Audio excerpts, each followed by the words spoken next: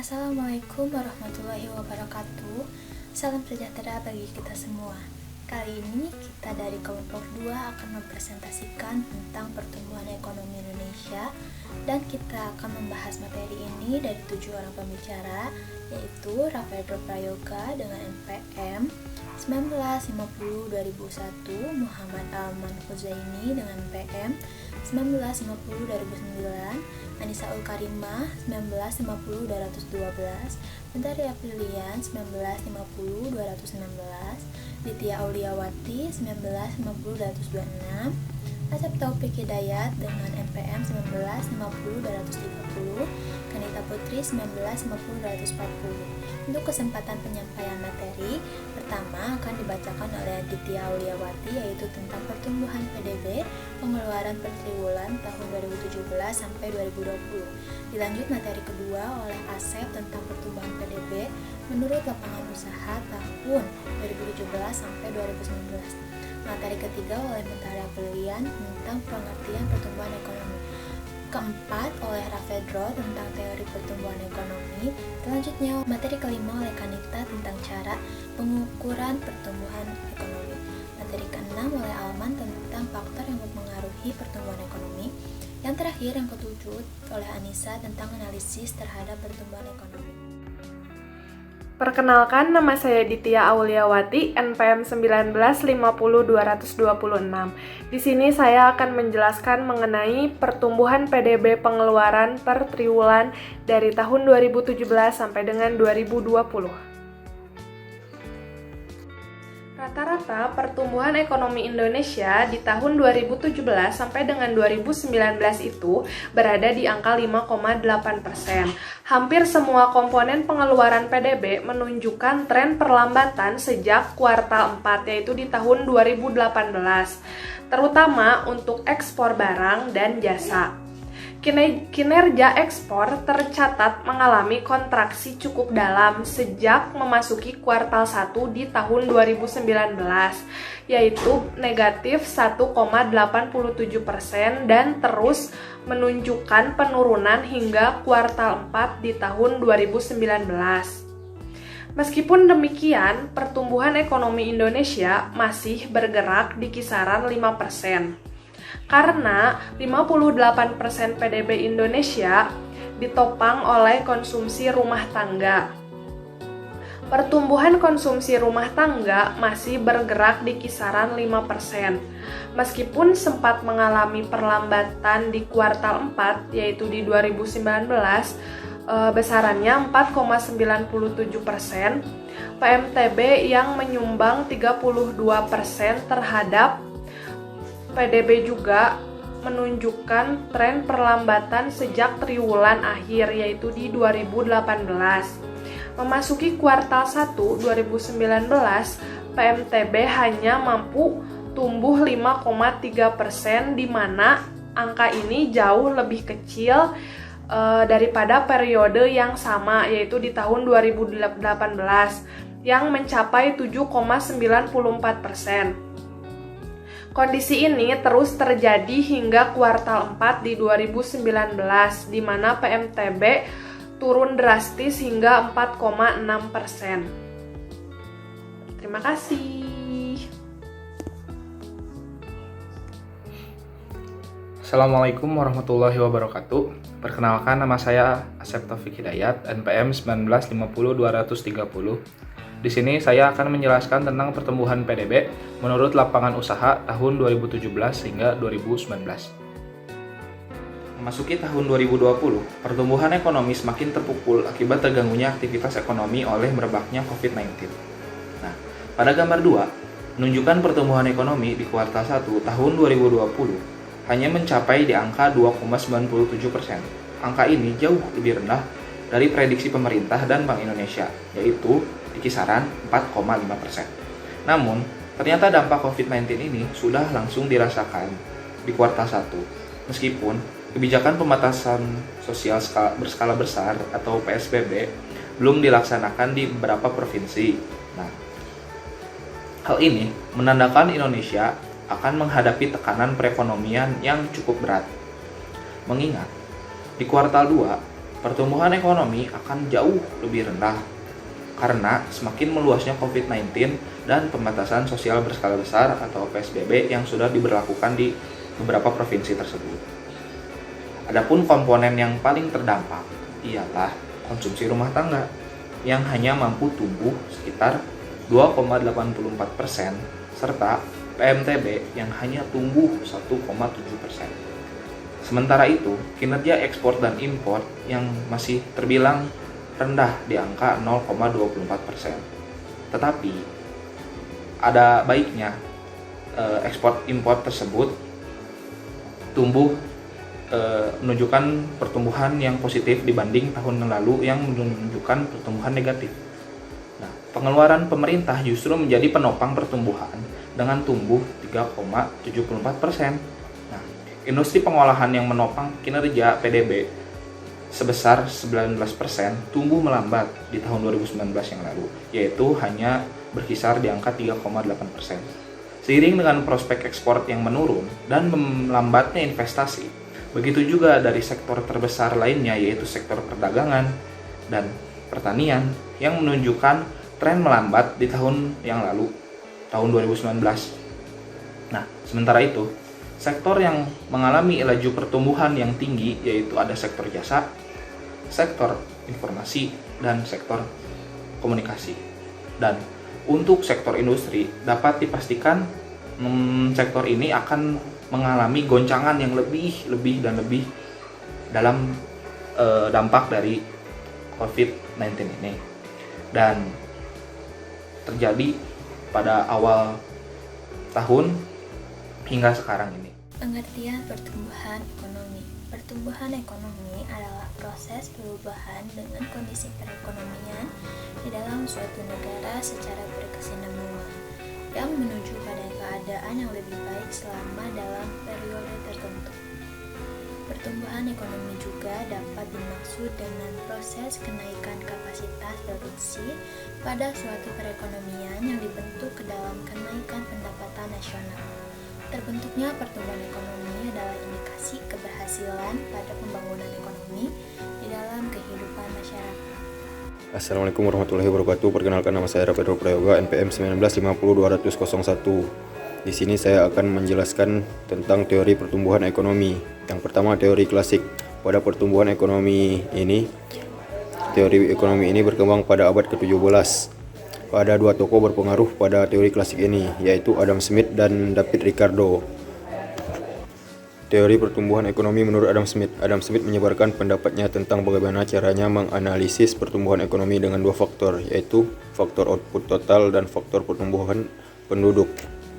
Dan ada teori pertumbuhan ekonomi menurut David Ricardo. David Ricardo memikirkan pada hal pertumbuhan ekonomi yang sangat dikenal, yaitu tentang the law of diminishing return. Pemikiran David Ricardo ini tentang bagaimana pertumbuhan penduduk yang dapat mempengaruhi penurunan produk marginal dikarenakan terbatasnya pada jumlah tanah.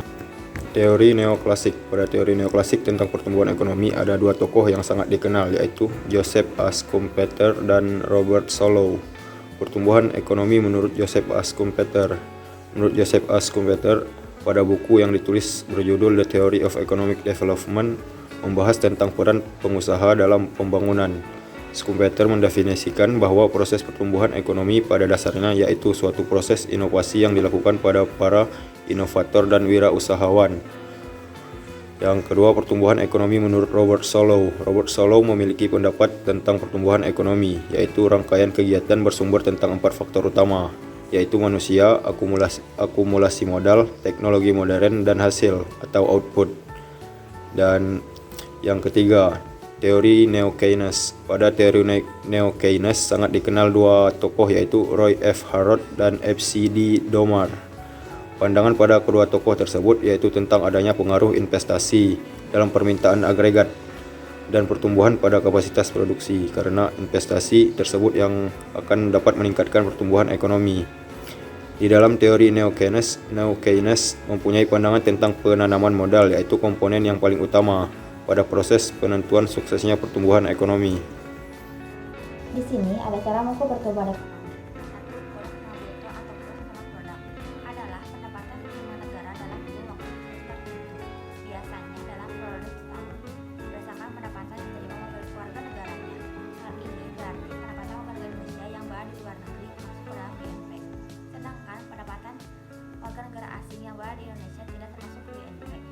Pendapatan yang termasuk ke GNP juga harus merupakan produk barang jadi yang dilihat dari harga pasarnya yang berlaku dari periode yang akan dihitung. Sedangkan untuk menghitung pertumbuhan ekonomi menggunakan pendekatan PNB atau GNP adalah dengan membandingkan GNP di periode ini dengan GNP periode sebelumnya. Jika misalkan kita ingin mengetahui untuk GNP 2016, kita perlu mengetahui 2016 sama 2015. Lalu menghitungnya dengan mengurangi GNP 2016 terhadap GNP 2015. Lalu dibagi GNP 2015 dan dikalikan 100%. Nah, di sini ada produk domestik bruto.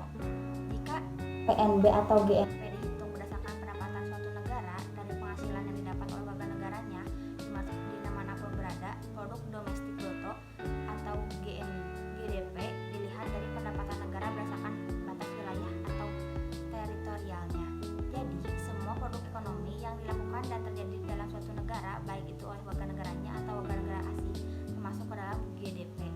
Dan sebaliknya, pendapatan atau produk yang juga dilakukan oleh warga negara yang berada di luar negeri tidak termasuk ke dalam GDP. Untuk rumus menghitung pertumbuhan ekonomi berdasarkan GDP pun dasarnya sama dengan menggunakan GNP, di mana dilihat perbandingan dengan GDP di periode tersebut terhadap GDP di periode sebelumnya. Misalnya, Anda ingin mengetahui persentase pertumbuhan ekonomi di 2015, maka Anda perlu memiliki data di GDP di tahun 2015 dan 2014.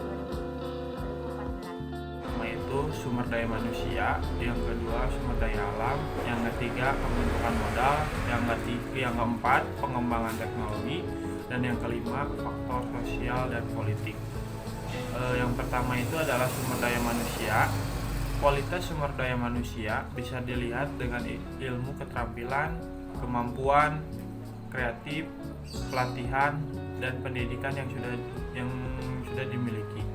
Jika pada suatu negara mempunyai sumber daya manusia yang baik, terampil, dan terlatih, maka output yang akan dihasilkan memiliki kualitas tinggi. Tetapi, kekurangan sumber daya manusia terampil bisa menghambat pada pertumbuhan ekonomi. Sedangkan pada surplus sumber daya manusia ini akan kurang signifikan di dalam pertumbuhan ekonomi. Untuk itu, sumber daya manusia dalam suatu negara harus sebanding dengan jumlahnya pada keterampilan dan kemampuan yang sedang dibutuhkan, sehingga menghasilkan pencapaian pertumbuhan ekonomi. Lalu yang kedua itu ada sumber daya alam. Sumber daya alam bisa mempengaruhi pada pertumbuhan ekonomi di dalam suatu negara. Sumber daya alam adalah sumber daya yang sudah tersedia di alam, baik yang ada di darat atau juga di bawah laut. Sumber daya alam yang telah dimiliki pada suatu negara sesuai dengan kondisi iklim dan lingkungan di dalam negara tersebut. Negara yang mempunyai banyak sumber daya alam bisa menikmati pertumbuhan yang baik dibanding pada negara-negara yang sumber daya alam sedikit. Lalu yang ketiga, pembentukan modal. Pembentukan modal terdiri berdasarkan dengan tanah, bangunan, mesin, listrik, transportasi, dan media komunikasi lainnya. Pembentukan modal adalah proses produksi pada semua produk yang berasal dari buatan manusia. Pembentukan modal bisa meningkatkan ketersediaan modal pada tenaga kerja, bisa meningkatkan rasio modal atau tenaga kerja. Akibatnya dapat meningkatkan produktivitas tenaga kerja yang bisa menghasilkan pada peningkatan output dan pertumbuhan ekonomi di dalam suatu negara. 4. Pengembangan teknologi. Teknologi memiliki sifat dan jenis pada instrumen teknis yang dipakai dengan sejumlah tenaga kerja. Pengembangan teknologi memiliki andil terhadap peningkatan produktivitas dengan jumlah sumber daya alam yang terbatas. Negara-negara yang sudah memakai pengembangan teknologi dapat tumbuh secara pesat dibandingkan pada negara-negara yang tidak menggunakan. Pemilihan pengembangan teknologi secara tepat bisa berperan penting pada pertumbuhan ekonomi. Lalu 5. Faktor sosial dan politik. Faktor sosial terdiri berdasarkan adat istiadat, tradisi, nilai-nilai dan keyakinan di dalam setiap negara. Hal tersebut bisa memberikan kontribusi pada suatu pertumbuhan ekonomi. Kondisi politik suatu negara bisa mempengaruhi pertumbuhan ekonomi dalam suatu negara. Jika saat kondisi politik dalam suatu negara stabil, akan berjalan dengan baik dan dapat memberikan kenyamanan terhadap para masyarakat, juga bisa mendukung peningkatan kinerja pada produksi. Dengan begitu, masyarakat bebas akan berinovasi dan mengembangkan potensi yang telah dimiliki, sehingga akan terbentuknya pencapaian pada pertumbuhan ekonomi. Nama saya Anissa Ulkarimah, NPM 1950212. Di sini saya akan memaparkan hasil analisis dari kelompok kami. Analisis terhadap pertumbuhan ekonomi yang lebih berorientasi pada permintaan domestik. Ada beberapa hal yang bisa difokuskan pemerintah Indonesia untuk mendorong pertumbuhan yang berkelanjutan dan inklusif. Pemerintah perlu fokus pada peningkatan daya saing secara berkesinambungan, pengembangan sumber daya manusia, dan penguatan ketangguhan. ADB juga memperkirakan investasi dan konsumsi domestik yang kuat mampu mengimbangi pertumbuhan ekspor yang rendah. Ekspor diperkirakan melemah dibandingkan pada tahun 2018 yang mencapai 6,48%. Investasi dan konsumsi akan mengangkat pertumbuhan ekonomi tahun ini hingga 5,2% atau lebih tinggi dibandingkan tahun lalu sebesar 5,17%. Pertumbuhan investasi ditopang oleh proyek infrastruktur publik di bidang transportasi dan energi. Sementara pertumbuhan sektor industri terakselerasi seiring meningkatnya keluaran atau output dari pertambangan.